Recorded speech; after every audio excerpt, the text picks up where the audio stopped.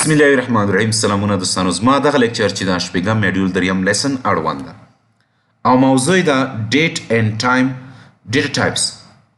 2008 کال څخه مخکې چې کوم ډیټا ټایپس د ډیټ اینډ ټایم ذخیره کولو دپاره کارېدل، هغوی څخه لومړی ډیټ ټایم و او دوهم سمال ډیټ ټایم. دغه دواړو ډیټا ټایپس چې دا په پریسیژن کې، کیپیسیټي کې، ټایم زون ټریکینګ کې او ډیټ ټایم سیپریشن کې ستونزې درلودې.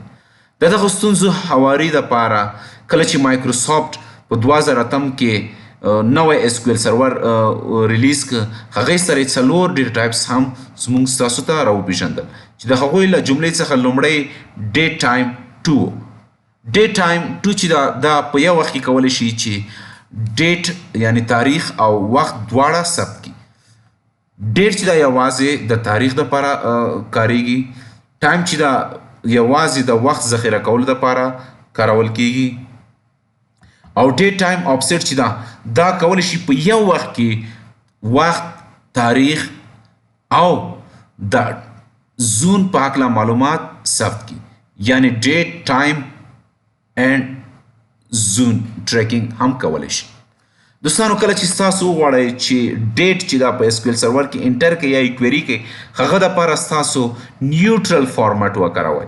نیوټرل فارمټ سینټکس تاسو دلته لیدلی شئ چې دلته له وای څخه مطلب د 4 وای نه مطلب دلته کال ده، ام چې کوم دی دلته د دغې څخه مطلب چې دغه میاشت ده او ډي څخه مطلب دلته ورځ ده.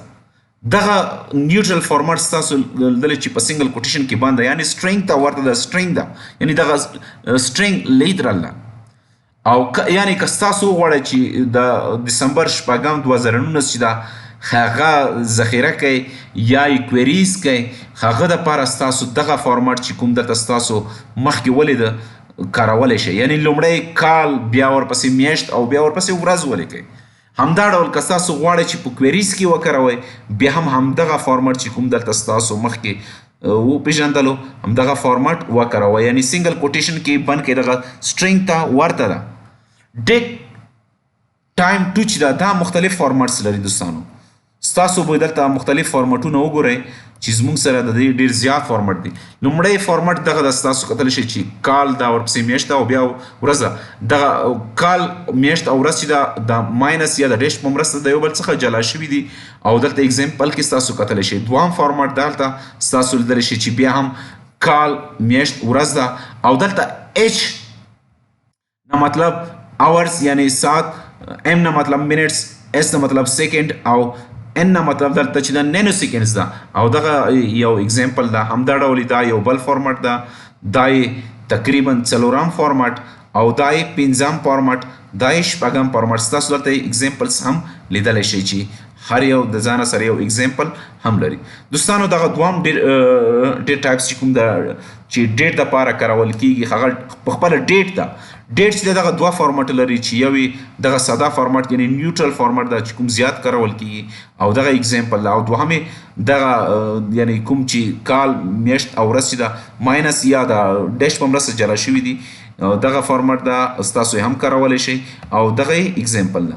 دریم چې دا ډیټا ټایپ چې دلته موږ سره ټایم ده، ټایم دلته ستاسو لیدلی شئ چې دغه یو فارمټ لري یعنی HH، MM، SS او n.